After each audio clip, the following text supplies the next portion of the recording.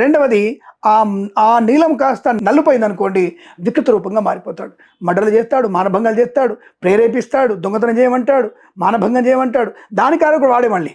అందుకనే అంటున్నా, ఎక్కడైతే శృతి మించకంత వరకు ఆయన మంచివాడు, శృతి మించితే ఆయన చెడ్డవాడు. అందుకనే 3, 6, 9 స్థానంలో అద్భుత యోగాన్ని కలిగిస్తాడు, మిగతా చోట్ల నష్టాన్ని కలిగిస్తాడు. అందులో ప్రత్యేకంగా మీకు 4, 8, 12లో ఇంకా భయంకరమైన నష్టాన్ని కలిగిస్తాడు.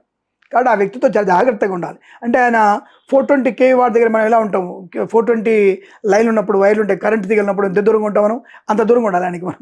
అదే 420 కాదు, 4200 వాట్స్ ఉంటాయి ఆయన. కాబట్టి ఆయనతో జాగ్రత్తగా ఉండాలి. ఎంతవరకు కావాలో అంతవరకు విడిగా తీగల ద్వారా కరెంట్ తెచ్చుకొని లైట్ వేసుకోవాలి మనం, అంతే తప్ప డైరెక్ట్గా ఆన్ని పట్టుకోకూడదు.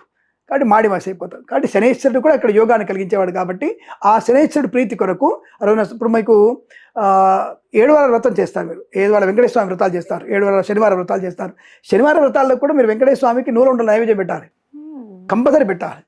9 నెలల ఉండలు పెట్టాలి ఆయనకి, తప్పకుండా పెట్టాలి. పెట్టి అందరికి పంచాలి. అది ప్రసాదంగా తిన్న వాళ్ళకి శనీశ్వరుడి ప్రభావం కూడా తొలగిపోతుంది, చాలా బ్రహ్మాండంగా ఉంటుంది. అక్కడ ఎలాగో ఇక్కడ కూడా అంతే.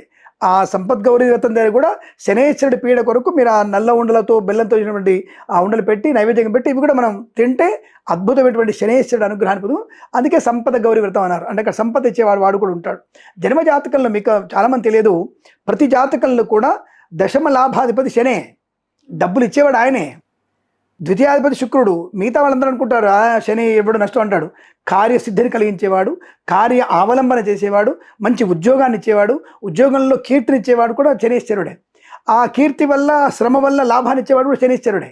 అందుకని దశమ లాభాధిపతి, సహజమైనటువంటి దశమ లాభాధిపతి శనీశ్వరుడే, మిగతా వాళ్ళు కారు. కాబట్టి ఆయన ఎంత మనం ప్రసన్నత చేసుకుంటే అంత మంచిది. కాబట్టి ఇప్పుడు మీరు సత్యనారాయణ వ్రతం చేస్తున్నారుగా ఇంట్లో, దాని శనీశ్వర పూజ చేయరా మరి? నవగ్రహాల పూజ చేస్తాగా, నవగ్రహాలు పూజ దాని శనీశ్వరుడు ఉంటాడుగా. ఇక్కడ ఏం తప్పకుండా పశ్చిమ దిశే రవికి సూర్యగ్రహ పశ్చిమ దిగ్భాగే శనైశ్చగ్రహం ఆవాహయామి స్థాపయామి పూజయామి.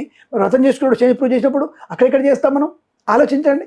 సంపత్ గౌరిలో కూడా అలా పూజ చేయడం వల్ల శనైశ్వరుడు అనుగ్రహాన్ని పొందుకునే ప్రయత్నం చేయవచ్చు.